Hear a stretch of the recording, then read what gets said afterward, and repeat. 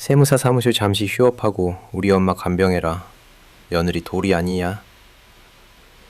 병원 복도에 남편의 목소리가 울렸습니다. 11월의 차가운 복도였어요. 주변에 다른 환자 보호자들이 있었죠. 그들의 시선이 일제히 저한테 꽂혔습니다. 저는 그 순간 5개월 전을 떠올렸어요. 친정엄마 간이식 수술날, 수술실 앞에서 혼자 떨고 있던 그날을요. 남편은 어디 있었죠? VIP 고객, 골프 접대였습니다. 내가 의사냐, 내가 병원에 붙어 있으면 뼈가 붙냐, 던 그 차가운 목소리가 아직도 생생했어요. 그런데 지금 시어머니 척추 수술이라며 제게 사무실 문 닫고 간병하라고요? 저는 웃었습니다. 주변 사람들이 수군거렸지만 상관없었어요. 가방에서 소리봉투를 꺼내 남편 가슴팍에 던졌죠. 대출 받아서 간병이 쓰세요. 당신이 골프 칠 때 말했잖아요. 내가 간다고 달라지냐고. 나도 바빠요. 법원 가야 하거든. 봉투 속엔 2억 원 대출 서류가 들어있었습니다. 남편이 제 인감도장을 위조해서 받은 돈이요. 신의 전세자금으로 빼돌린 그 2억 말입니다. 남편의 얼굴이 하얗게 질렸어요. 옆에서 듣고 있던 시어머니는 떨리는 손으로 침대 난간을 붙잡았죠. 그들은 몰랐습니다. 세무사가 3개월 동안 뭘 만들 수 있는지를요. 10원 단위로 며느리를 괴롭히던 그 장부가 결국 시댁을 무너뜨릴 증거가 될 줄은 그들은 몰랐었죠. 여러분의 구독, 좋아요는 더 많은 사연을 만드는 힘이 됩니다. 오늘의 사연, 지금 시작합니다. 안녕하세요. 저는 윤지수입니다. 서울 강남에서 세무사 사무실을 운영하고 있죠. 올해 39인데 숫자를 다루는 일이 천직이라고 생각하며 살아왔습니다. 숫자는 거짓말을 하지 않거든요. 그런데 그날 제 앞에 놓인 숫자들은 제 심장을 칼로 찌르는 것 같았습니다. 2024년 4월 22일 오전 7시 서울대병원 이식센터 대기실이었습니다. 수술 동의서를 앞에 두고 저는 볼펜을 든 손이 떨려서 서명을 할 수가 없었어요. 친정엄마가 간경화 말기로 이식을 받아야 하는 상황이었죠. 다행히 친오빠가 간 일부를 떼어 엄마께 드리기로 했고 오늘이 바로 그 수술 날이었습니다. 윤지수 보호자분 계시죠? 간호사가 부르는 소리에 저는 겨우 고개를 들었습니다. 대기실에는 다른 가족들도 있었어요. 남편과 함께 온 환자 보호자, 자녀들이 여럿 모여 있는 가족도 보였죠. 그런데 저는 혼자였습니다. 핸드폰을 꺼내 남편에게 전화를 걸었습니다. 최준혁, 법무법인 파트너 변호사인 제 남편이죠. 통화 연결음이 길게 울렸습니다. 여보, 지금 어디야? 엄마 곧 수술 시작하는데. 아, 지수야. 그거 말인데. 남편의 목소리가 들렸습니다. 뭔가 바쁜 듯 말투가 빨랐어요. 법인 VVIP 고객 접대 골프가 오늘 아침으로 잡혔어. 이번 건이 얼마나 큰 사건인지 알잖아. 내가 빠지면 안 돼. 뭐라고? 저는 귀를 의심했습니다. 분명히 수술 전에 온다고 하던 사람이 골프요? 지금 제 엄마가 수술대에 오르는 이 순간에? 여보, 오늘 수술 전에 오겠다고 그래놓고 내가 의사야. 내가 병원에 붙어 있으면 뼈가 붙냐? 어쩔 수 없다고 이렇게 얘기하잖아. 갑자기 잡혀서 안 그래도 바빠 죽겠는데. 남편의 목소리는 차가웠습니다. 제가 매달릴수록 더 귀찮다는 투였죠. 아니, 그래도 지수야, 나도 바빠. 이해해줘. 저녁에 수술 끝나면 들를게. 여보. 뚝. 전화가 끊겼습니다. 저는 핸드폰을 든 채 멍하니 서 있었어요. 주변 사람들이 희끗희끗 저를 보는 게 느껴졌습니다. 저는 화장실로 뛰어들어가 울음을 삼켰죠. 수술은 예정대로 진행됐습니다. 오빠가 먼저 수술실로 들어갔고 엄마도 이어서 들어가셨어요. 저는 대기실 의자에 앉아 시계만 바라봤습니다. 6시 시간. 6시 시간이 지나야 수술이 끝난다고 했거든요. 그런데 1시간쯤 지났을 때 핸드폰이 울렸습니다. 남편이 아니라 시어머니였어요. 지수야. 네, 어머니. 준혁이한테 들었어. 친정엄마 수술한다며? 네. 지금 수술 중이에요. 시어머니의 목소리는 평소와 달랐습니다. 뭔가 날카로운 것이 숨어 있었죠. 친정엄마 병수발도 좋은데 말이야. 지수야. 준혁이 사업한다는데 아침부터 신경을 긁어서야 되겠니? 밥은 못 차려줄 망정.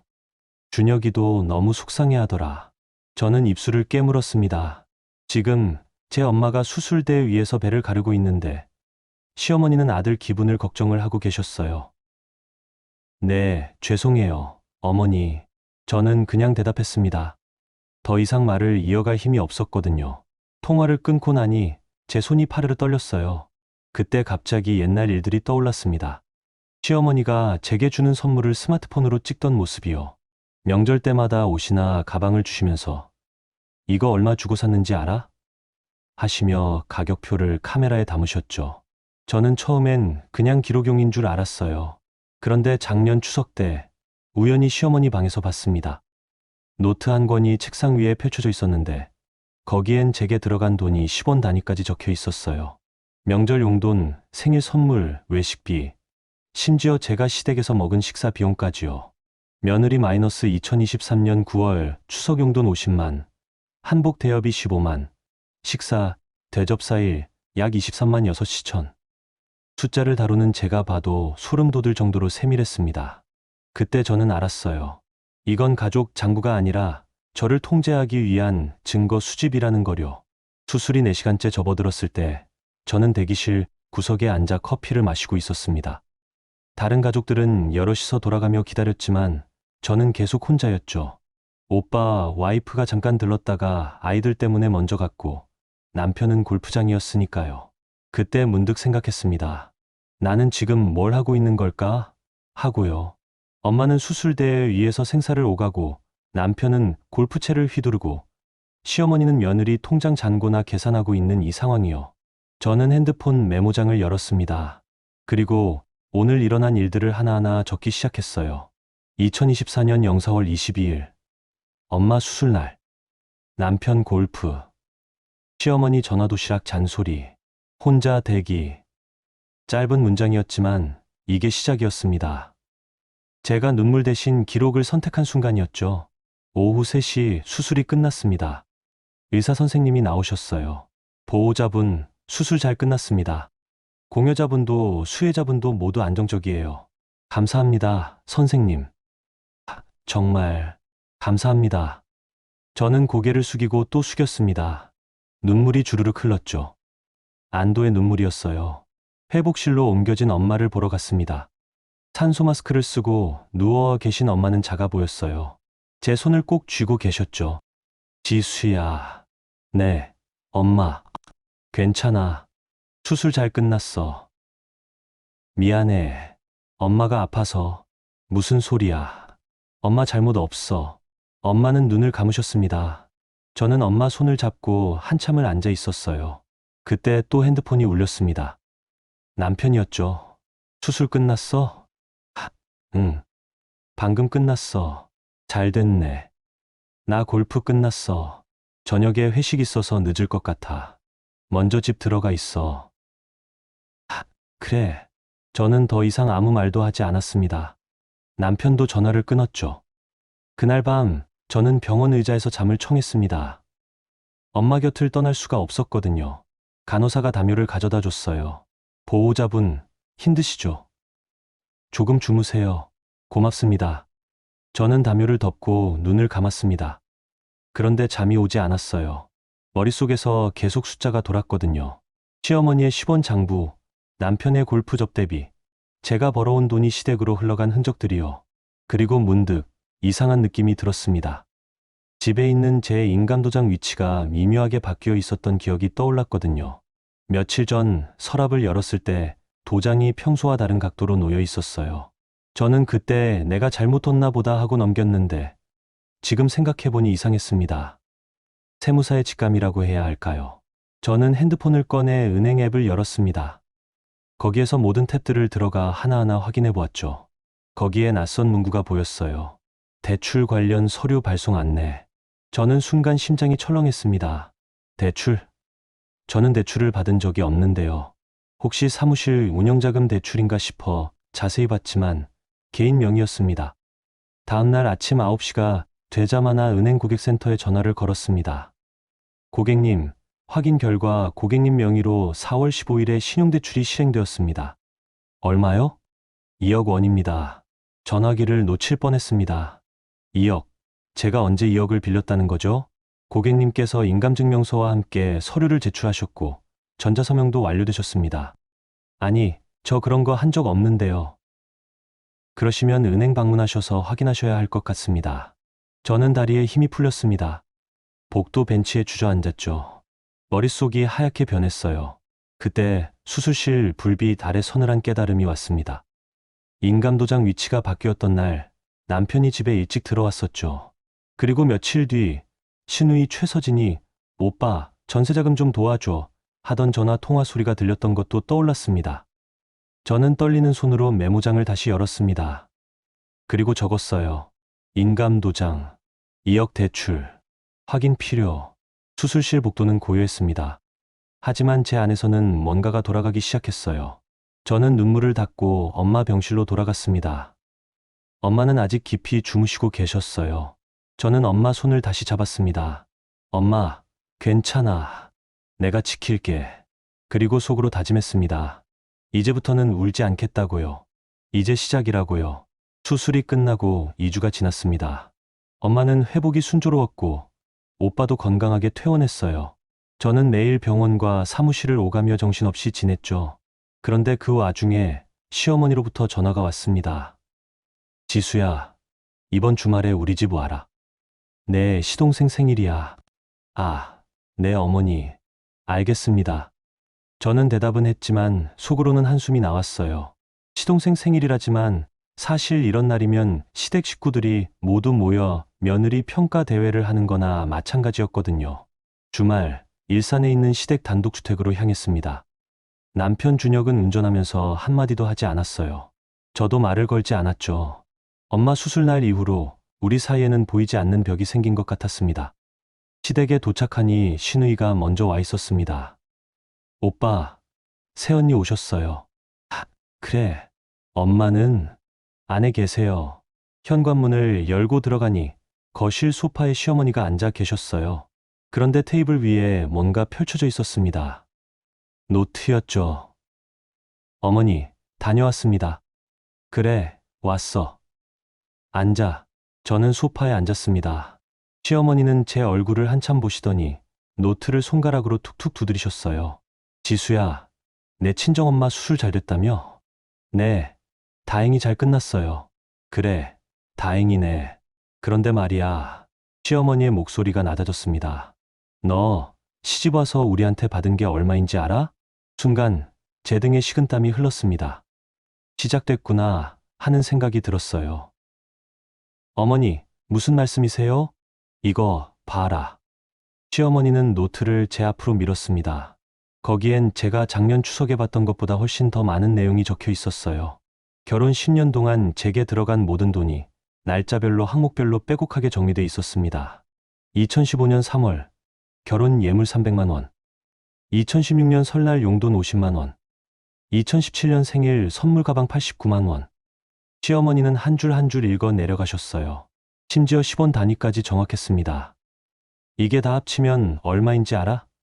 총 4,823만 6,420원이야. 저는 할 말을 잃었습니다. 이 숫자가 정확한지조차 확인하고 싶지 않았어요. 그냥 숨이 막혔죠. 어머니 그건 뭐라고? 가족끼리 주고받은 거니까 계산할 필요 없다고? 아니지. 가족이라도 받은 건 받은 거야. 시어머니의 목소리는 차가웠습니다.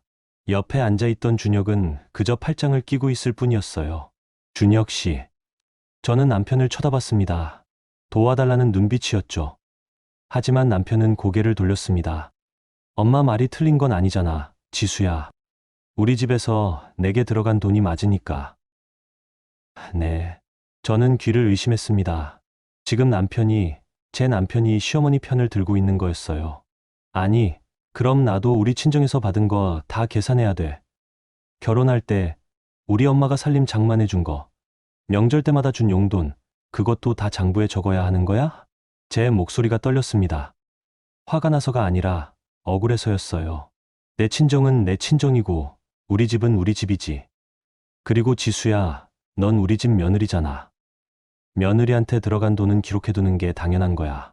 시어머니는 태연하게 말씀하셨습니다. 마치 세상에서 가장 정당한 일인 것처럼요. 그때 신우이 서진이 끼어들었습니다. 새언니, 우리 엄마 기분 나쁘게 하지 마세요. 엄마가 섭섭해서 그러시는 거잖아요. 섭섭. 이게 섭섭함이라고요? 저는 웃음이 나올 뻔했습니다. 아가씨, 이건 섭섭한 게 아니라 새언니도 이해해요. 우린 가족이잖아요. 가족이면 서로 이해하고 양보해야죠. 서진의 말투는 부드러웠지만 눈빛은 차가웠어요. 저를 누르려는 의도가 보였죠. 저는 입을 다물었습니다. 더 이상 말해봤자 소용없다는 걸 알았으니까요. 이 집에서 저는 가족이 아니었어요. 그냥 며느리라는 이름의 외부인이었죠. 식사 시간이 됐습니다. 시어머니가 준비한 음식이 상에 올라왔어요. 저는 자리에 앉아 밥을 먹었지만 목으로 넘어가지 않았습니다. 지수야, 밥 잘 먹어. 우리 집 음식 맛있지? 시어머니의 말에 저는 고개를 끄덕였습니다. 네, 맛있어요. 아, 그래. 그럼 됐어. 아, 그리고 말이야. 시어머니가 숟가락을 내려놓으셨어요. 우리 서진이가 요즘 고민이 있어. 전세 만기가 다 돼서 걱정이래. 저는 고개를 들었습니다. 신우이를 쳐다봤죠. 서진은 시무룩한 표정을 짓고 있었어요. 요즘 전세가가 너무 올라서요. 갱신하려면 5천만 원은 더 필요한데 저희 형편으로는 힘들어서. 서진의 목소리는 약간 떨렸습니다. 마치 정말 어려운 상황인 것처럼요. 그래서 말인데, 준혁아, 네가 좀 도와줄 수 없겠니? 시어머니가 남편을 쳐다봤습니다. 준혁은 잠시 침묵하다가 대답했어요. 엄마, 제가 요즘 법인에서 큰 사건 맡아서 바빠요. 일단 정리되면 생각해 볼게요. 그래, 알았어. 근데 너무 늦으면 안 돼. 서진이가 급하거든. 저는 그 대화를 들으며 속으로 계산했습니다. 5천만 원. 그것도 신우이 전세 자금으로요. 그리고 문득 며칠 전 확인한 2억 대출이 떠올랐어요. 설마. 불길한 예감이 스쳤습니다. 하지만 확실하지 않았죠. 저는 일단 침묵했습니다. 식사가 끝나고 저는 설거지를 하러 부엌으로 갔습니다. 시어머니와 신우이는 거실에서 이야기를 나누고 있었고 남편은 TV를 보고 있었어요. 부엌에서 설거지를 하는데 시어머니와 서진의 대화가 들렸습니다. 엄마, 오빠가 정말 도와줄까요? 걱정 마. 네, 오빠, 내가 말하면 들어. 그리고 새언니 돈도 있잖아. 새언니 돈이요? 응. 세무사 사무실 하잖아. 돈 좀 벌었을 거야. 우리 준혁이랑 합쳐서 쓰면 되지. 저는 설거지하던 손을 멈췄습니다. 제 돈을 신우이 전세 자금으로 쓴다고요? 제 동의도 없이요? 그래도 새언니가 싫어하면 어떡해요? 싫어해도 어쩔 수 없지. 시댁 식구 도와주는 게 며느리 도리야. 안 그래? 맞아요, 엄마. 두 사람은 웃었습니다. 저는 물을 잠그고 수건으로 손을 닦았어요. 손이 떨렸습니다. 그날 밤 집으로 돌아오는 차 안은 조용했습니다. 저는 창밖을 보며 생각에 잠겼어요. 머릿속에서 계속 숫자가 돌았습니다. 10원 장부, 4,823만 6,420원, 2억 대출, 신우이 전세 자금. 이 숫자들이 어떻게 연결되는지 저는 세무사였기에 감을 잡기 시작했어요. 집에 도착해서 남편이 씻으러 들어간 사이 저는 서재로 갔습니다. 컴퓨터를 켰죠. 그리고 은행 앱에 다시 접속했어요. 2억 대출, 실행일 4월 15일. 그날이 언제였죠? 저는 달력을 확인했습니다. 엄마 수술 일주일 전이었어요. 제가 병원 준비로 정신없을 때였죠. 저는 대출 내역을 자세히 봤습니다. 자금 용도는 생활자금으로 돼 있었고 입금 계좌는 제 계좌가 아니었습니다. 누구 계좌였을까요? 저는 계좌번호를 메모했어요. 그리고 내일 은행에 가서 확인하기로 마음먹었습니다. 침대에 누웠지만 잠이 오지 않았습니다. 옆에서 남편이 코를 골며 자고 있었어요. 저는 남편의 얼굴을 쳐다봤습니다. 당신, 정말 그런 거야? 묻고 싶었지만 입을 열지 못했어요. 만약 정말이라면 저는 어떻게 해야 할까요? 그날 밤 저는 핸드폰 메모장을 열었습니다. 그리고 적었어요. 10원 장부 마이너스 4,823만 6,420원. 신우이 전세 5천 필요. 2억 대출 연결 가능성. 확인 필요. 세무사의 습관이었습니다. 모든 걸 기록하고 추적하고 연결하는 거요. 그리고 저는 깨달았어요. 시어머니의 10원 장부는 단순한 가계부가 아니라 범죄를 은폐하기 위한 도구일 수도 있다는 거요. 만약 나한테 들어간 돈이 이만큼이니까 내 돈 좀 쓰는 게 당연하다는 논리로 제 동의 없이 돈을 빼간 걸 정당화하려는 거라면요? 저는 이불을 덮고 눈을 감았습니다. 하지만 머릿속은 계속 돌아갔어요. 숫자들이, 의심들이, 두려움들이 뒤섞였죠. 그날 밤 시댁 거실에 펼쳐져 있던 노트의 페이지들이 칼날처럼 느껴졌습니다. 그리고 저는 알았어요. 이제부터는 저도 제 장부를 만들어야 한다는 거요. 그들의 범죄를 기록하는 장부를요. 월요일 아침, 저는 평소보다 일찍 사무실에 출근했습니다. 강남역 근처에 있는 제 세무사 사무실은 작지만 알찬 곳이었어요. 직원이 셋 있었는데 그중 정아린 실장은 저와 5년째 함께 일하는 동료였죠. 대표님, 일찍 오셨네요? 할인이 커피를 건네며 물었습니다. 저는 고맙다고 말하며 받았어요. 응, 오늘 은행 좀 들러야 해서. 은행이요? 무슨 일 있으세요? 아니, 개인 업무 좀. 저는 대충 둘러댔습니다. 할인에게 아직 말하고 싶지 않았거든요. 점심시간, 저는 사무실 근처 은행 지점을 찾아갔습니다. 창구 직원에게 대출 내역 확인을 요청했어요. 고객님, 신분증 확인 부탁드립니다. 신분증을 건넸고 직원은 컴퓨터를 두드렸습니다. 잠시 후 출력물이 나왔어요. 고객님, 4월 15일에 실행된 신용대출 2억 원 맞으시죠? 네. 근데 이 돈이 어디로 갔는지 확인할 수 있나요? 네. 잠시만요. 직원이 다시 확인했습니다. 그리고 말했죠. 입금 계좌는 국민은행 계좌로 전액 이체됐습니다. 저는 그 계좌 번호를 메모했어요. 그리고 물었습니다. 혹시 이 계좌 예금주가 누군지 알 수 있을까요? 죄송하지만 그건 개인정보라서 알려드릴 수 없습니다. 알겠습니다. 저는 은행을 나왔습니다. 하지만 포기하지 않았어요. 계좌번호만 있으면 예금주를 알아낼 방법은 있었으니까요. 사무실로 돌아와서 저는 조용히 자료를 찾기 시작했습니다. 세무사는 고객들의 금융자료를 다루는 직업이에요. 그 과정에서 쌓인 노하우가 있었죠. 계좌번호 조회. 물론 불법은 아니에요. 정당한 업무 목적이 있으면 가능했으니까요. 그런데 조회 결과를 보는 순간 저는 숨이 멎었습니다. 예금주 최서진, 신우이였어요. 제 인감도장으로 받은 2억이 고스란히 신우이 계좌로 들어간 겁니다. 저는 의자에 주저앉았습니다. 손이 떨렸어요. 이제 확실해졌죠. 남편이 제 인감도장을 위조해서 신우이 전세 자금을 마련한 겁니다. 범죄야. 이건 명백한 범죄라고. 저는 눈을 감았습니다. 화가 났지만 동시에 두려웠어요. 법을 다루는 변호사가 법을 어겼다는 사실이, 그리고 그게 제 남편이라는 사실이 믿기지 않았죠. 저는 컴퓨터 앞에 앉았습니다. 그리고 엑셀 파일을 하나 만들었어요. 제목은 증거. 거기에 하나하나 적기 시작했습니다. 대출 실행일 2024년 04월 15일. 대출 금액 2억 원. 입금 계좌 최서진. 인감도장 사용 추정일 2024년 04월 10일 14 사이. 제 동의 여부 없음. 그리고 은행에서 받은 출력물을 스캔해서 파일에 첨부했어요. 일주일 후 저는 집 서랍을 뒤지기 시작했습니다. 남편이 출근한 뒤였죠. 인감도장이 보관된 서랍을 열었어요. 도장은 그대로 있었습니다. 하지만 자세히 보니 도장 케이스에 미세한 지문이 묻어 있었어요. 제 지문이 아니었죠. 저는 휴대폰을 꺼내 사진을 찍었습니다. 그리고 도장을 꺼내 자세히 봤어요. 혹시 복제된 흔적이 있나 싶어서요. 그때 현관문이 열리는 소리가 들렸습니다. 깜짝 놀라 고개를 돌렸어요. 남편이 들어오고 있었습니다. 준혁 씨, 왜 벌써 왔어? 아, 서류 놓고 와서. 너 뭐해? 남편의 눈빛이 날카로워졌습니다. 저는 서둘러 도장을 다시 케이스에 넣었어요. 아니, 그냥 도장 확인하려고. 도장, 왜? 사무실에서 쓸 일이 있어서. 저는 거짓말을 했습니다. 남편은 저를 의심하는 눈으로 쳐다봤지만 더 이상 묻지 않았어요. 서류를 챙겨 다시 나갔죠. 문이 닫히고 나서 저는 한숨을 쉬었습니다. 가슴이 두근거렸어요. 들킬 뻔했죠. 그날 밤 저는 남편이 잠든 뒤 조용히 서재로 갔습니다. 남편 노트북이 거기 있었어요.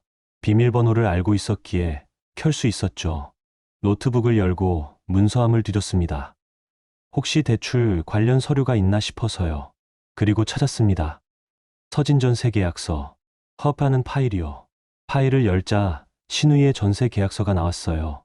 계약금 날짜는 4월 20일. 대출 실행 5일 후였습니다. 저는 그 파일을 USB에 복사했습니다.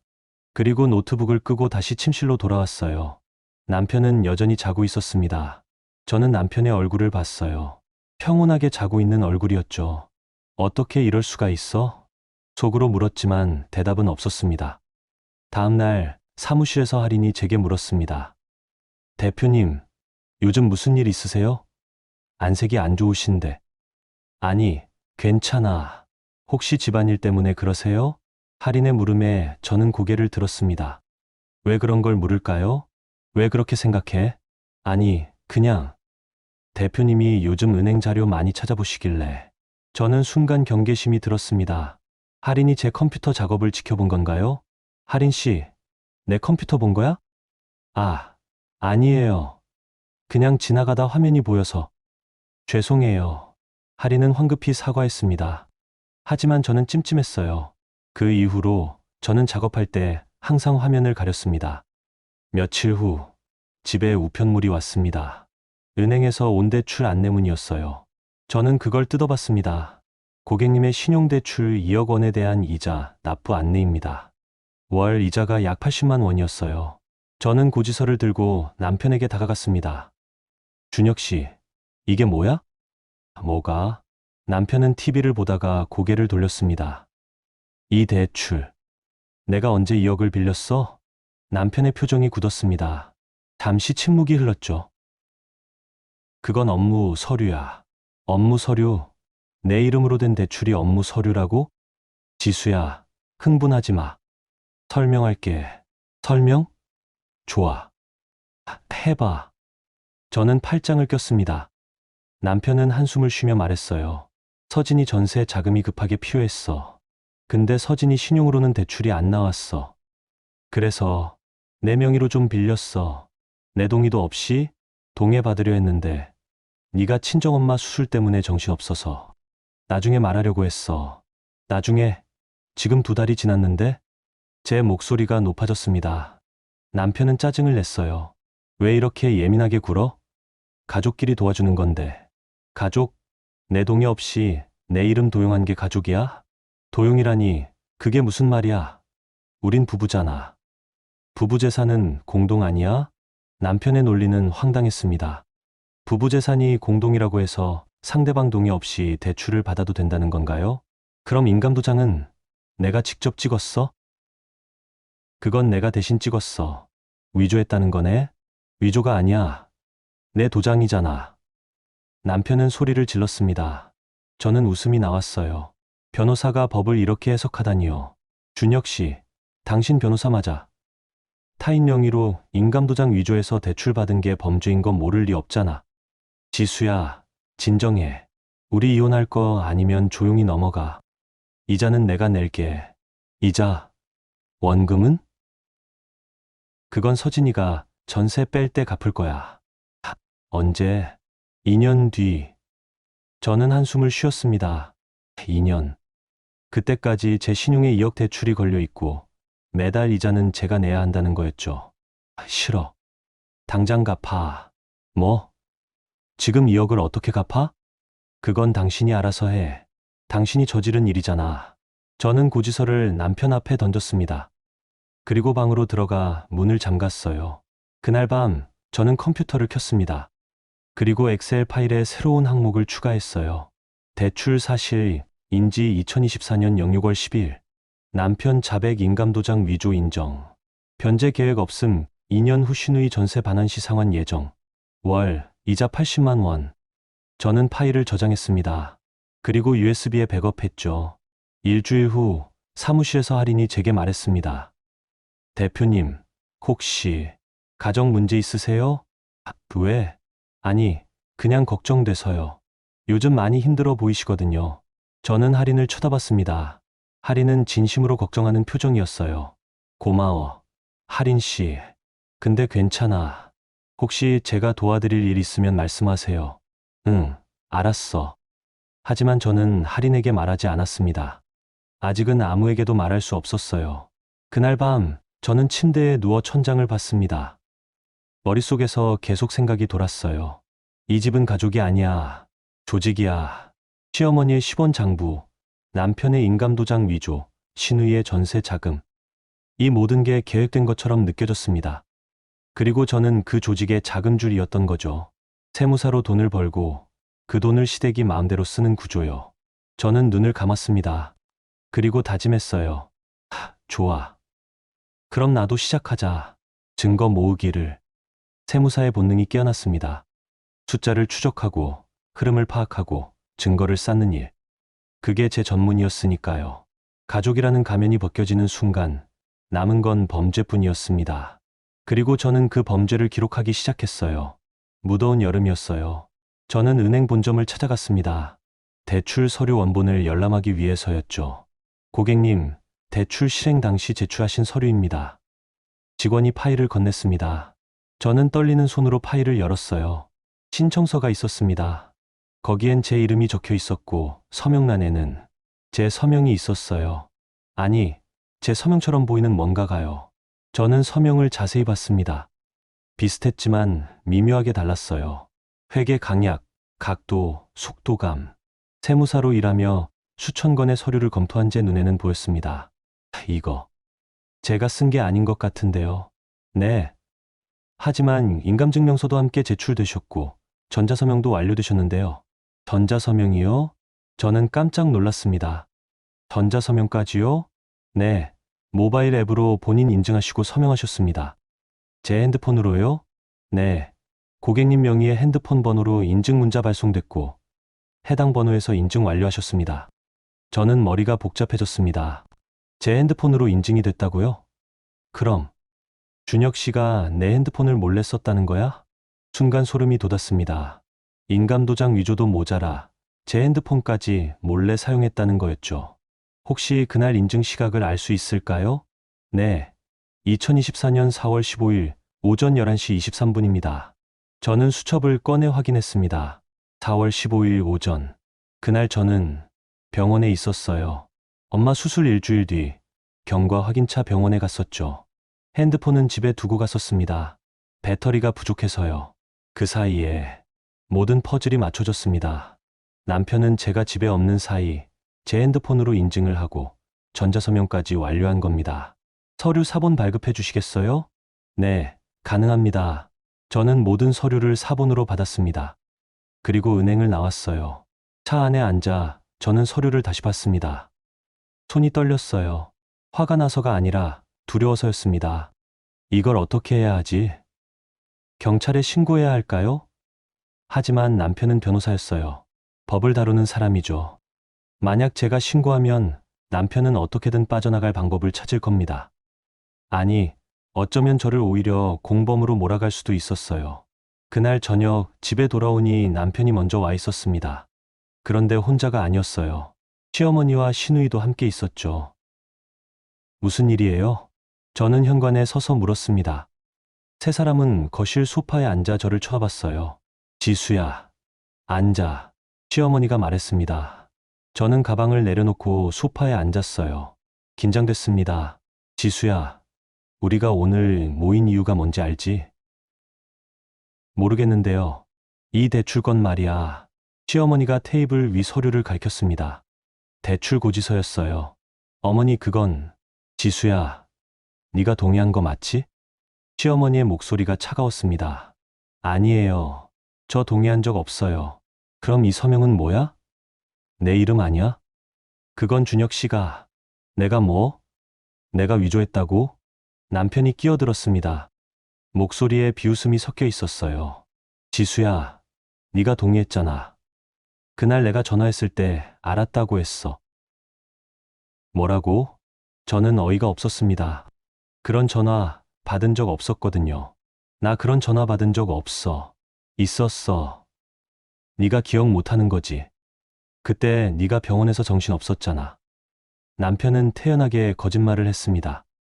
저는 할 말을 잃었어요. 지수야, 우리 준혁이가 거짓말할 리 없지. 네가 동의한 거 맞아. 시어머니가 남편 편을 들었습니다. 신누이도 끼어들었죠.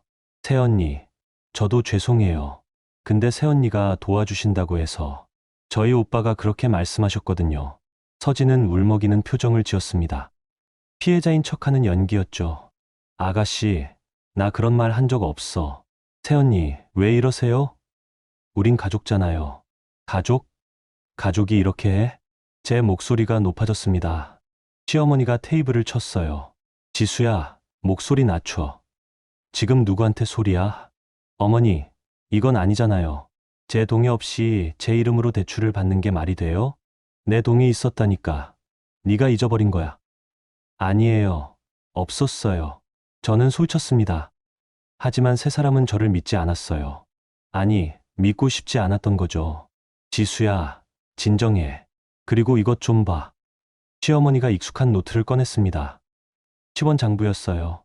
네가 우리한테 받은 돈 기억하지? 4,800만 원. 이자까지 치면 거의 5천만 원이야. 그게 지금 무슨 상관이에요? 상관 있지. 네가 우리한테 빚진 게 있으니까 이번 대출 정도는 도와주는 게 당연한 거 아니야? 저는 숨이 막혔습니다. 결국 이거였어요.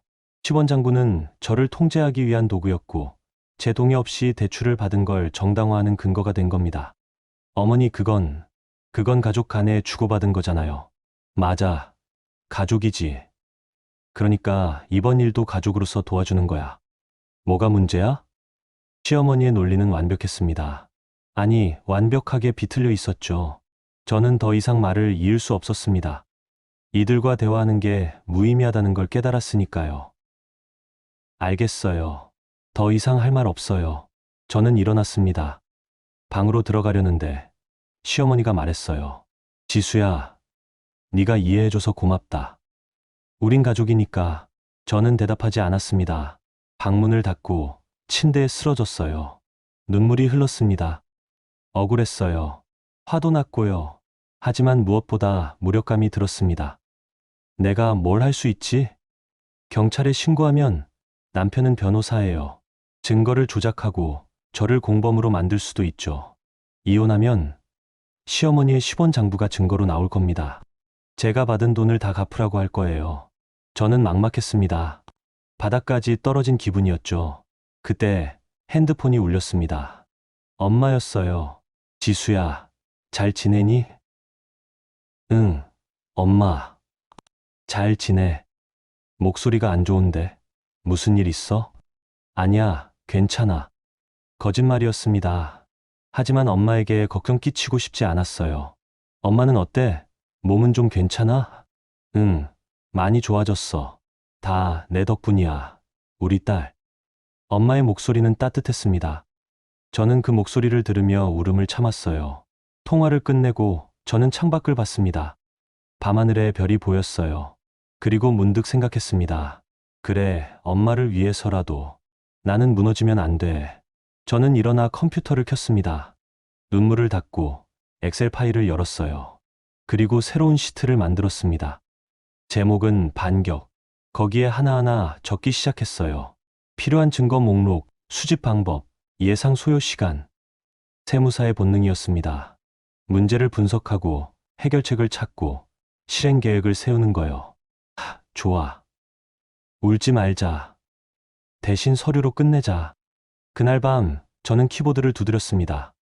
눈물은 이미 말랐고 남은 건 차가운 이성뿐이었어요. 복수가 아니었습니다. 정당방위였죠. 저를 지키기 위한, 엄마를 지키기 위한 싸움이었으니까요. 그날 이후 저는 매일 새벽 5시에 일어났습니다. 남편이 잠든 사이 조용히 서재로 가서 작업을 시작했어요. 컴퓨터 화면 밝기를 최소로 낮추고 키보드 소리가 나지 않도록 천천히 눌렀죠. 3개월. 제가 스스로에게 준 시간이었습니다. 3개월 안에 완벽한 증거를 만들어야 했어요. 서둘면 들킬 수 있었고, 늦으면 남편이 먼저 손을 쓸 수 있었으니까요.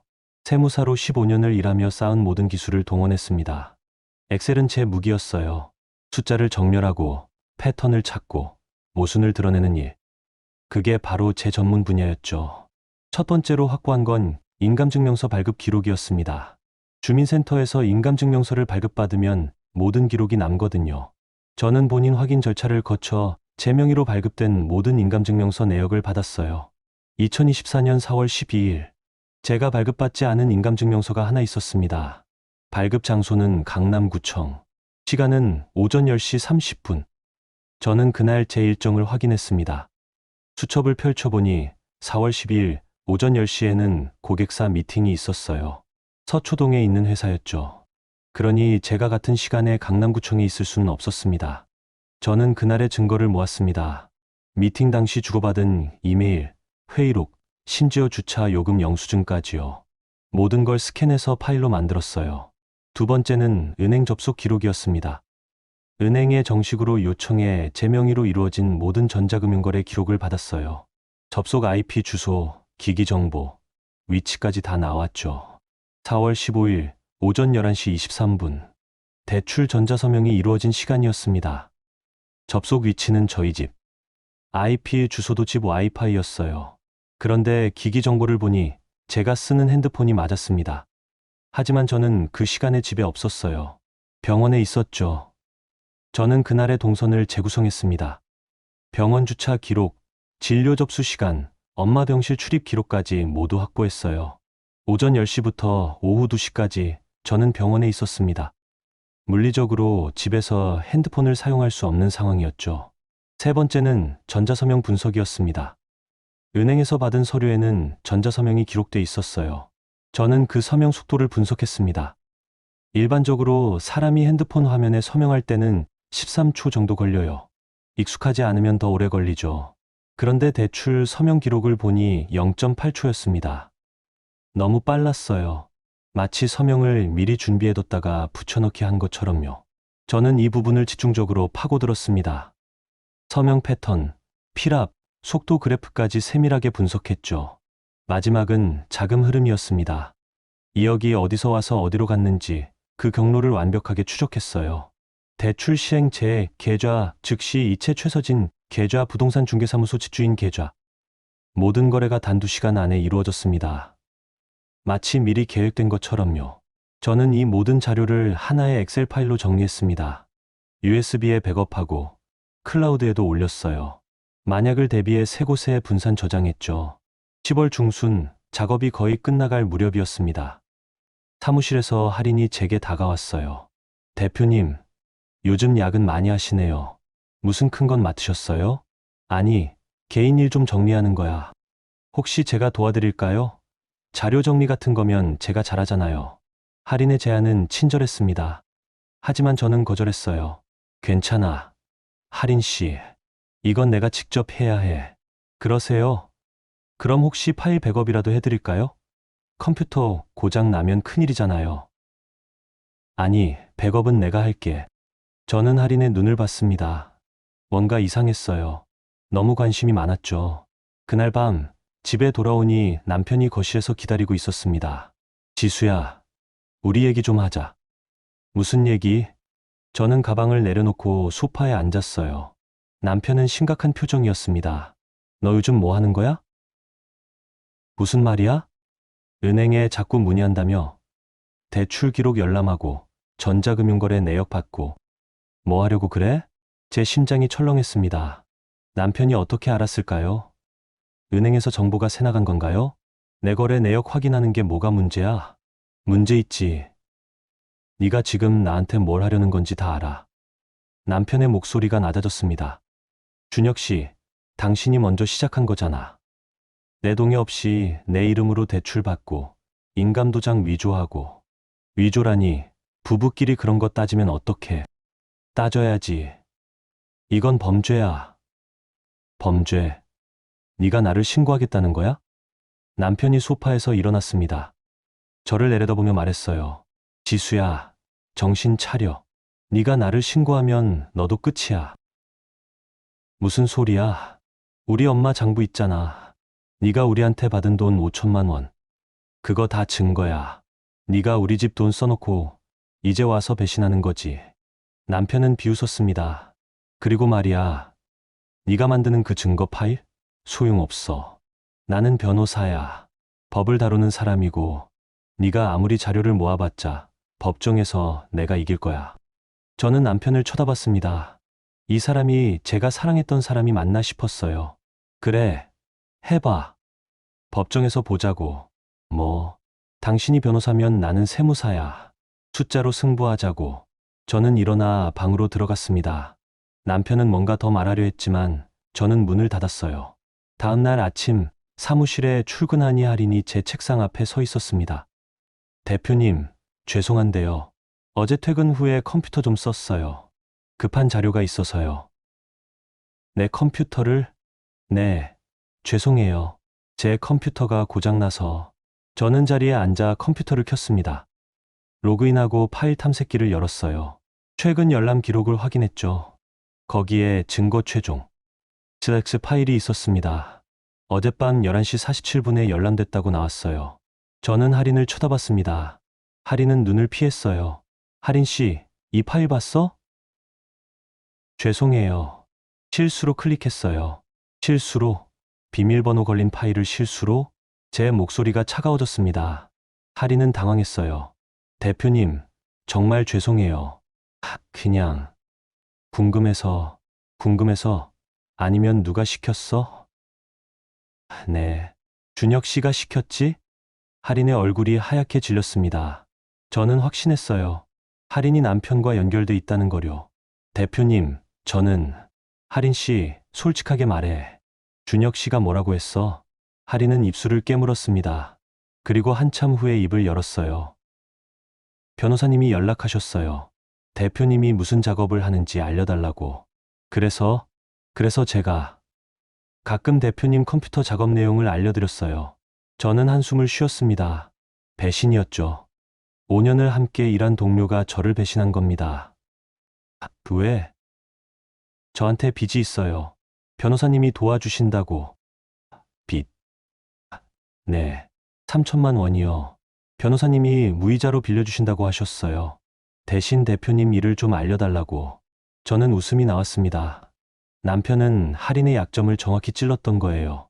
할인 씨, 알았어. 이제 그만해. 대표님. 괜찮아. 나도 이제 알았으니까. 저는 할인을 내보냈습니다. 그리고 컴퓨터 앞에 앉았어요. 역시나. 할인이 본 파일은 가짜였습니다. 저는 이미 예상하고 있었거든요. 그래서 진짜 파일과 가짜 파일을 분리해뒀어요. 가짜 파일에는 일부러 허술한 증거만 넣어뒀습니다. 남편이 쉽게 반박할 수 있는 내용들이요. 할인이 그걸 보고 남편에게 알렸을 거예요. 진짜 파일은 다른 곳에 숨겨뒀습니다. 클라우드의 다른 계정에요. 남편도 할인도 모르는 곳이었죠. 저는 진짜 파일을 열었습니다. 그리고 마지막 점검을 시작했어요.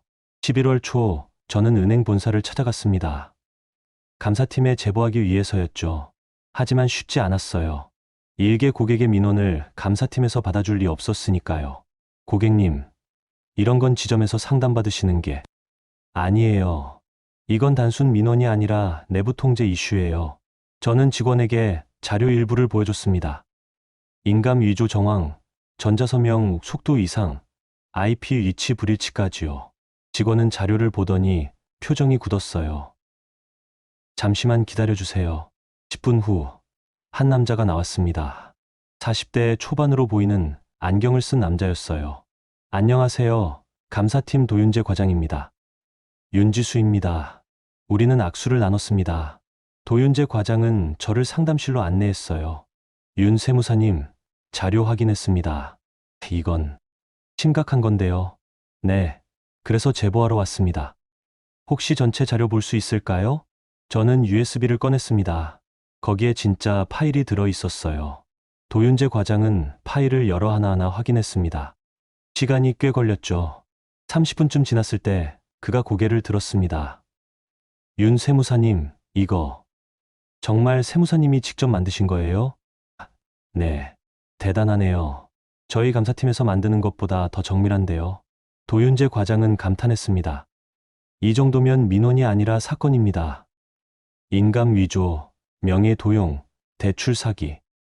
은행 입장에서도 심각한 내부 통제 실패거든요. 그럼 도와주실 수 있나요? 당연하죠. 저희가 정식으로 조사 들어가겠습니다.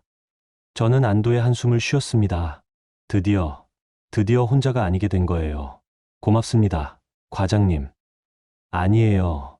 오히려 저희가 고맙죠. 이런 사건을 잡아낼 수 있게 해주셔서요. 도윤재 과장은 명함을 건넸습니다. 앞으로 연락 자주 드릴 겁니다. 협조 부탁드려요. 네, 알겠습니다. 저는 은행을 나왔습니다. 가을 햇살이 따스했어요. 처음으로, 정말 처음으로 희망이 보이는 것 같았습니다. 그날 밤, 저는 엄마에게 전화했습니다. 엄마, 나야. 지수야, 잘 지내니? 응. 엄마, 곧 좋은 소식 들려줄 수 있을 것 같아. 무슨 소식? 나중에 말해줄게.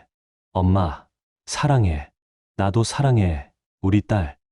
전화를 끊고 저는 창밖을 봤습니다. 서류가 사람을 살릴 수 있다는 걸 저는 이제 알았어요. 엑셀 한 장이 칼이 될 수 있다는 것도요.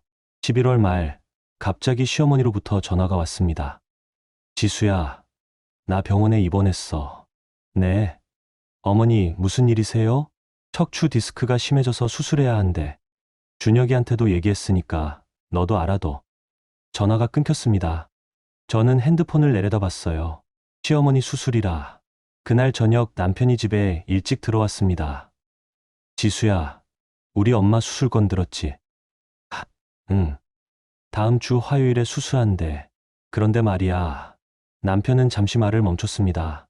그리고 조심스럽게 말을 이었어요. 엄마 간병을 네가 해줬으면 해. 뭐, 저는 귀를 의심했습니다. 내 친정엄마 수술 때는 골프 쳤잖아. 그런데 지금 나보고 시어머니 간병하라고? 지수야, 그때랑 지금은 다르잖아. 뭐가 달라? 내 엄마는 내 오빠가 있었잖아. 근데 우리 엄마는 나밖에 없어. 그리고 나는 법인 일 때문에 못 빠져. 저는 웃음이 나올 뻔했습니다. 이 사람의 논리는 정말 대단했어요. 싫어. 뭐, 싫다고. 나도 바빠. 사무실 일도 있고. 지수야, 이게 무슨 소리야? 시어머니 간병은 며느리 도리잖아. 남편의 목소리가 높아졌습니다. 도리? 당신이 도리 운운할 자격 있어? 지금 무슨 말을 하는 거야?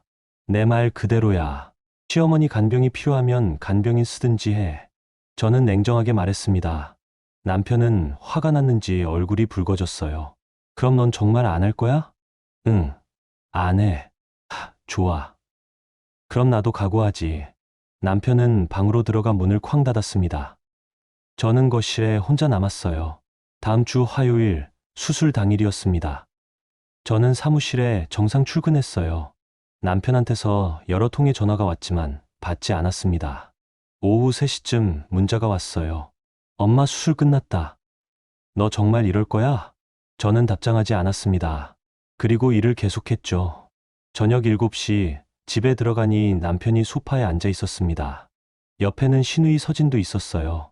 새언니, 어떻게 이러실 수가 있어요? 우리 엄마가 수술하셨는데. 서진이 울먹이며 말했습니다. 아가씨, 간병인 구하세요. 간병인요? 새언니가 며느리잖아요. 며느리라고 해서 무조건 간병해야 하는 건 아니에요. 저는 가방을 내려놓고 부엌으로 갔습니다. 물을 마시는데 남편이 따라 들어왔어요. 지수야, 대체 왜 이러는 거야? 왜긴 뭐가 왜야? 나도 바쁘다고. 바빠? 세무사 사무실 일이 그렇게 바빠? 응, 바빠. 법원 갈 준비해야 하거든. 저는 남편을 똑바로 쳐다봤습니다. 남편의 얼굴이 굳었어요. 법원? 응. 이혼 소송이랑 고소장 준비 중이야. 뭐, 남편은 목소리를 낮췄습니다. 거실에 서진이 있었으니까요. 지수야, 미쳤어? 정말 나를 고소할 거야? 응. 인감 위조, 명예 도용, 대출 사기. 다 증거 있어. 저는 핸드폰을 꺼내 파일 목록을 보여줬습니다. 남편은 화면을 보더니 웃었어요. 이런 걸로 나를 이긴다고? 왜? 자신 없어? 자신 없기는. 지수야, 나는 변호사야. 법정에서 이 정도는 금방 뒤집어. 남편은 여유로웠습니다. 하지만 저도 웃었어요. 그래? 그럼 한번 해봐. 참, 은행 본사 감사팀에서 연락 올 거야. 당신한테. 뭐, 내부 통제 위반건으로 조사 들어간대. 당신이 어떻게 내 명의로 대출받았는지 IP 추적이랑 전자서명 분석 다 끝났거든. 남편의 얼굴이 하얗게 변했습니다. 그리고 말이야, 준혁 씨. 저는 가방에서 서류 봉투를 꺼냈습니다. 내가 병원 갈 시간 있어. 시어머니 병실로. 뭐하러? 이거 전달하러. 저는 봉투를 흔들었어요. 남편이 뺏으려 했지만 저는 피했습니다. 당신이 골프 칠 때 했던 말 기억해? 내가 간다고 뼈가 붙냐고. 맞아. 안 붙어. 그러니까 간병 있어. 대출 받아서. 지수야. 아, 참. 대출은 어머니 명의로 받아. 내 명의는 이미 2억이 있으니까. 저는 봉투를 들고 현관으로 갔습니다. 신발을 신는데 남편이 팔을 잡았어요. 어디 가는 거야? 병원. 어머니한테 이거 전달하고 올 거야. 그게 뭔데? 대출 서류 사본이랑 계좌 이체 내역. 어머니가 궁금해하실 것 같아서. 당신이 내 명의로 2억 빌려서 신우이 전세 자금으로 준 거 말이야. 남편의 소나기가 풀렸습니다. 저는 문을 열고 나갔어요. 병원으로 가는 차 안에서 저는 숨을 깊이 들이마셨습니다. 떨렸지만 두렵지는 않았어요. 병원에 도착해 시어머니 병실을 찾았습니다. 문을 열고 들어가니 시어머니가 침대에 누워 계셨어요. 수술 직후라 힘들어 보이셨죠. 지수야? 네, 어머니. 다녀갑니다. 저는 침대 옆에 섰습니다. 시어머니는 놀란 표정이었어요.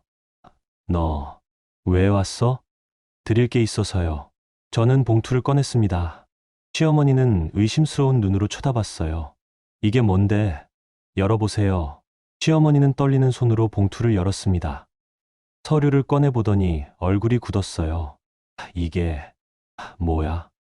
준혁 씨가 제 명의로 받은 대출 서류예요. 2억 원. 그 돈이 어디로 갔는지도 다 나와 있어요. 시어머니는 서류를 읽었습니다. 시간이 흘렀죠. 그리고 고개를 들었어요. 너, 지금 나를 어떻게 하려고? 아니에요. 그냥 알려드리는 거예요.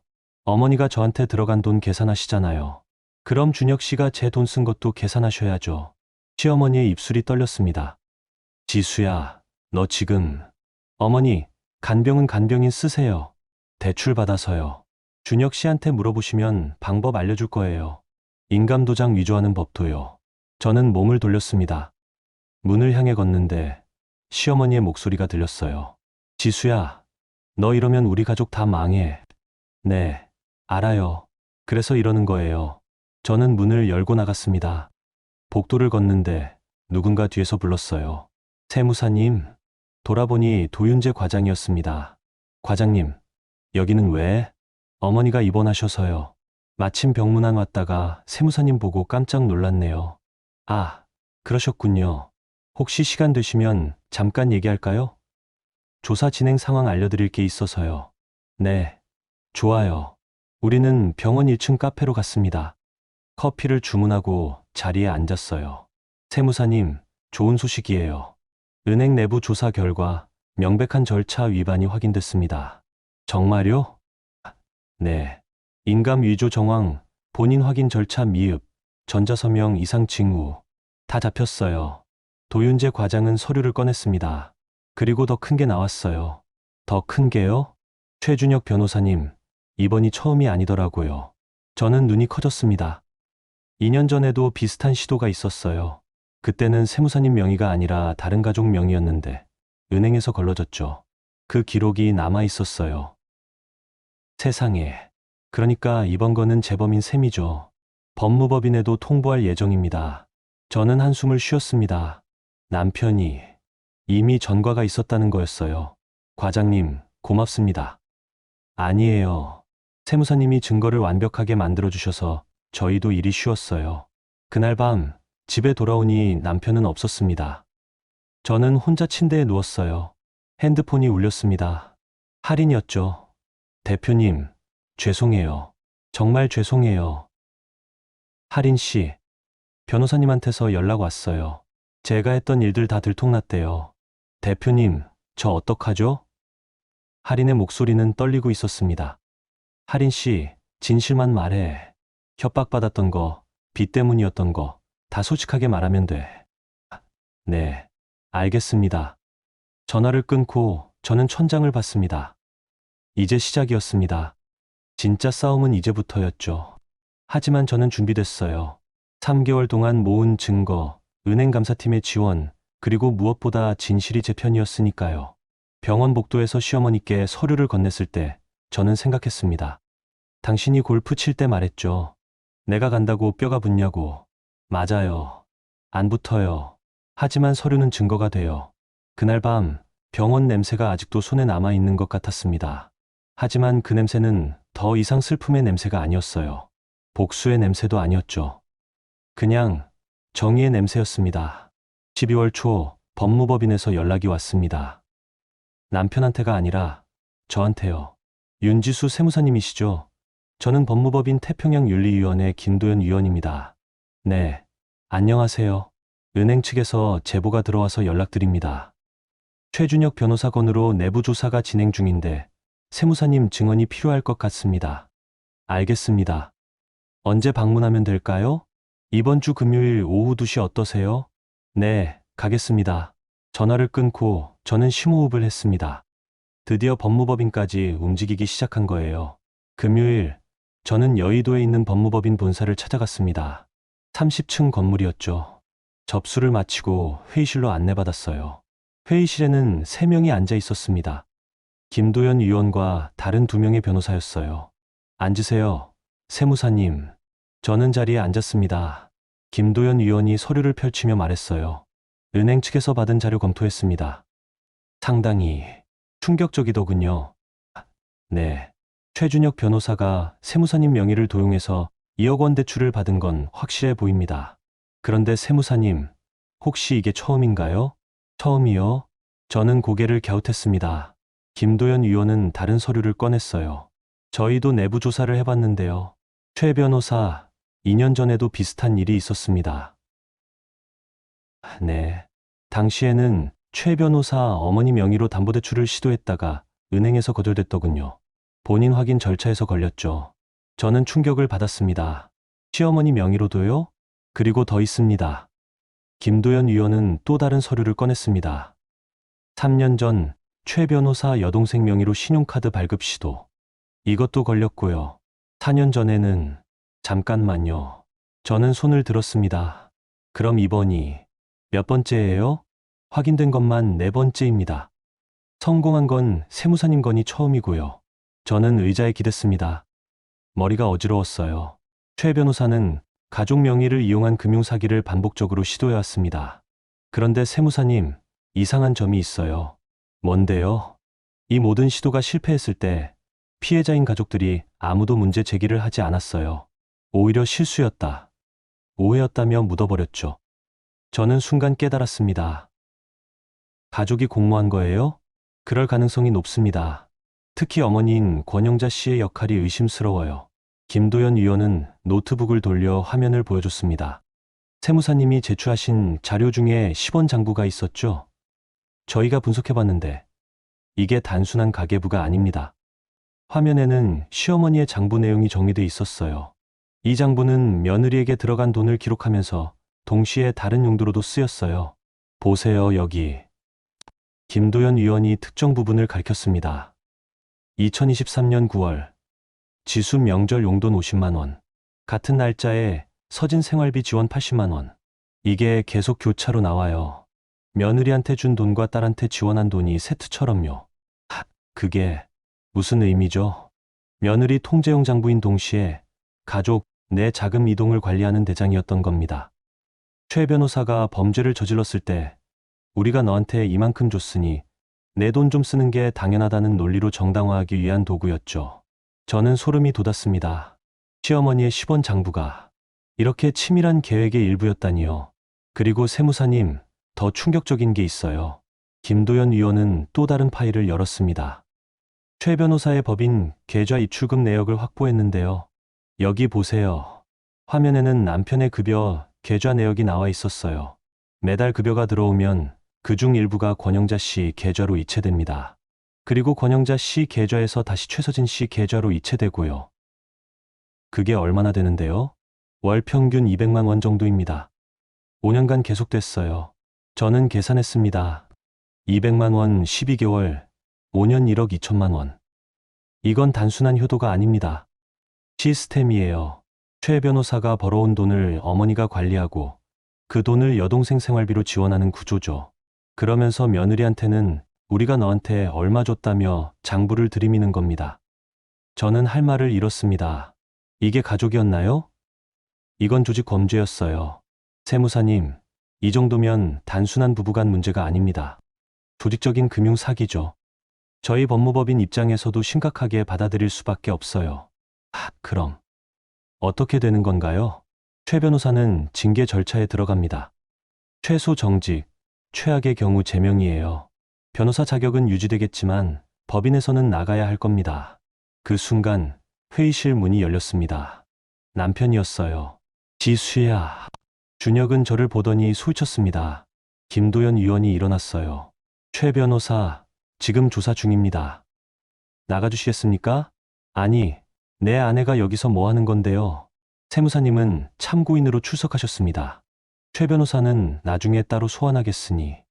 이게 다 거짓말이에요. 내 아내가 감정적으로 날조한 거라고요. 준혁은 흥분했습니다. 하지만 김도연 위원은 침착했어요. 최 변호사, 진정하세요. 은행감사팀 자료도 있고 저희 법인 내부 조사 결과도 있습니다. 날조라고 하기엔 증거가 너무 많아요. 무슨 증거요? 2년 전 어머니 명의 대출 시도, 3년 전 여동생 명의 카드 발급 시도. 다 기록이 남아 있습니다. 준혁의 얼굴이 하얗게 질렸습니다. 그때 제 핸드폰이 울렸어요. 할인이었습니다. 실례합니다. 저는 회의실을 나와 복도에서 전화를 받았어요. 대표님, 저예요. 할인이요. 응, 할인 씨. 대표님, 저 결심했어요. 다 말할 거예요. 뭘? 변호사님이 저한테 시킨 일들. 대표님 컴퓨터 몰래 보고 파일 내용 알려주고 심지어 가짜 정보 흘리라고까지 했어요. 다 증거 남겨뒀어요. 카카오톡 메시지, 녹음 파일까지요. 저는 놀랐습니다. 할인 씨, 정말? 네. 저도 무서웠어요. 그래서 몰래 다 기록해뒀어요. 지금 경찰서 가는 길이에요. 고마워. 할인 씨, 용기 내줘서. 아니에요. 제가 잘못한 거니까요. 대표님, 죄송해요. 전화를 끊고 회의실로 돌아갔습니다. 준혁은 여전히 항변하고 있었어요. 이건 부부싸움이에요. 법인이 개입할 일이 아니라고요. 최 변호사, 제가 말했습니다. 준혁이 저를 쳐다봤어요. 방금 할인 씨한테 전화 왔어. 당신이 시킨 일들 다 증거 남겨뒀대. 카톡이랑 녹음 파일까지. 준혁의 얼굴에서 혈기가 빠졌습니다. 그리고 말이야, 준혁 씨. 이건 부부싸움이 아니야. 범죄야. 인감 위조, 명예 도용, 증거 인멸 교사. 당신이 변호사면서 몰랐을 리 없잖아. 지수야. 난 이제 당신 아내 아니야. 피해자야. 저는 가방을 들었습니다. 이 의원님, 필요한 자료 더 있으면 언제든 연락 주세요. 네. 세무사님, 고생 많으셨습니다. 저는 회의실을 나왔습니다. 준혁이 뒤따라 나왔어요. 지수야, 잠깐만. 복도에서 준혁이 제 팔을 잡았습니다. 지수야, 제발. 우리 이혼까지는 하지 말자. 내가 잘못했어. 다 사과할게. 이제 와서? 응. 이제라도 늦지 않았어. 우리 다시 시작하자. 저는 준혁의 손을 뿌리쳤습니다. 준혁 씨, 늦었어. 당신이 내 엄마 수술날 골프 칠 때 이미 끝났어. 당신이 내 도장 위조할 때 완전히 끝났고. 지수야. 그리고 말이야. 난 이제 알아. 이게 당신 혼자만의 짓이 아니라는 거. 어머니랑 시누이까지 다 같이 계획한 거잖아. 시원장부도 그 계획의 일부였고. 준혁은 말문이 막혔습니다. 법정에서 보자. 거기서 당신 변호 실력 한번 보여줘. 저는 엘리베이터를 탔습니다. 문이 닫히기 직전 준혁의 무너지는 얼굴이 보였어요. 건물을 나와 햇살 아래 섰을 때 저는 처음으로 자유를 느꼈습니다. 그날 밤 도윤재 과장한테서 문자가 왔어요. 세무사님, 큰 소식입니다. 검찰에서 움직입니다. 최준혁 변호사 수사 착수 예정이에요. 저는 미소 지었습니다. 판이 뒤집혔어요. 가해자가 피해자가 되고 피해자가 승자가 되는 순간이었죠. 시어머니의 10원 장부는 결국 증거가 됐습니다. 며느리를 통제하려던 도구가 가족 범죄를 입증하는 결정적 증거로요. 그날 밤 저는 엄마에게 전화했습니다. 엄마, 나 이겼어. 뭐가? 다 이야기해 줄게. 엄마, 이제 괜찮아. 엄마는 무슨 일인지 몰랐지만 제 목소리만 듣고도 안심하셨어요. 그래, 우리 딸. 고생했어. 응. 엄마 덕분이야. 엄마가 살아주셨으니까요. 엄마가 회복해주셨으니까요. 저는 싸울 수 있었어요. 2025년 2월 법원 판결이 나왔습니다. 이혼 확정, 위자료 1억 원, 재산 분할 50%, 최준혁의 범죄 사실 인정. 저는 법정을 나오며 햇살을 느꼈어요. 차가웠지만 따스했습니다. 그로부터 3개월 후 준혁에게 연락이 왔다는 소식을 들었습니다. 법무법인에서 해직했다고 했어요. 파트너 자격 박탈, 퇴직금 일부 압류, 변호사 자격은 유지됐지만 어느 로펌도 준혁을 받아주지 않았죠. 금융 사기 전력이 있는 변호사를 누가 믿겠어요? 6시월쯤 우연히 준혁을 봤습니다. 강남역 근처 작은 사무실 앞에서였어요. 간판엔 최준혁 법률사무소라고 쓰여 있었죠. 멀찍이 서서 봤습니다. 준혁은 훨씬 초라해 보였어요. 정장도 예전만큼 반듯하지 않았고 어깨도 축 처져 있었죠. 저는 그냥 지나쳤습니다. 더 이상 제 인생이 아니었으니까요. 그해 여름 신우이 서진의 소식도 들렸습니다. 전세집 계약이 만료됐는데 집주인이 계약 연장을 거부했대요. 전세금 2억을 돌려받았지만 그 돈으로 대출을 갚아야 했죠. 서진은 결국 원룸으로 이사 갔다고 했습니다. 준혁한테 받은 2억이 고스란히 은행으로 돌아간 거예요. 그리고 시어머니, 권영자는 척추 수술 후 회복이 더뎠습니다. 간병인을 구했지만 비용이 만만치 않았죠. 준혁의 수입이 급격히 줄어든 상황에서 간병비는 부담이었어요. 결국 일산 단독주택을 처분했다는 소식을 들었습니다. 그 돈으로 빚을 갚고 남은 돈으로 반지하 월세를 얻었대요. 준혁과 권영자, 서진, 세 사람이 함께 반지하에 산다는 소식이었죠. 저는 그 이야기를 들으며 아무 감정도 느끼지 못했습니다. 동정도 우월감도 아니었어요. 그냥 당연한 결과였으니까요. 9월 저는 사무실을 확장했습니다. 직원도 2명 더 뽑았어요. 사업은 잘 됐죠. 제가 준혁과의 소송에서 이긴 게 알려지면서 오히려 고객들이 더 믿어줬거든요. 세무사가 숫자로 이긴 케이스잖아요. 믿을 만하죠. 고객들은 그렇게 말했습니다. 저는 미소 지었어요. 10월 어느 날 엄마와 함께 새 집을 보러 갔습니다. 마포구에 있는 아파트였어요. 햇살이 잘 드는 남양집이었죠. 지수야, 여기 좋은데? 밝아. 그치? 엄마랑 같이 살 거야. 정말? 응. 이제 우리 둘이서 살자. 엄마 건강도 챙기면서. 엄마는 눈시울이 붉어졌습니다. 우리 딸, 고생 많았어. 아니야, 엄마. 난 괜찮아. 저는 엄마를 안았습니다. 엄마 체온이 따뜻했어요. 계약을 마치고 집에 돌아오는 길, 엄마가 물었습니다. 지수야, 시어머니 소식 들었니? 응, 들었어. 미안하지 않아? 미안. 왜? 그래도 한때 가족이었잖아. 저는 고개를 저었습니다. 엄마, 그 사람들은 나를 가족으로 안 봤어. ATM으로 봤지. 그러니까 미안할 필요 없어. 그래도, 엄마, 나는 후회 안 해. 내가 안 싸웠으면 난 평생 그 사람들한테 뜯겼을 거야. 10원 장부 들고 네가 우리한테 빚졌다며 협박당하면서. 엄마는 한숨을 쉬었습니다. 그래, 내 말이 맞아. 엄마도 그 10원 장부 이야기 듣고 소름 돋았어. 맞지? 나도 처음엔 충격이었어. 근데 나중엔 고마웠어. 고마워. 왜? 그게 증거가 됐거든. 시어머니가 며느리 통제하려고 만든 장부가 결국 자기들 범죄를 입증하는 증거가 된 거야. 저는 웃었습니다. 엄마도 따라 웃으셨어요. 12월, 겨울이 왔습니다. 저는 새 집으로 이사했어요. 엄마와 함께요.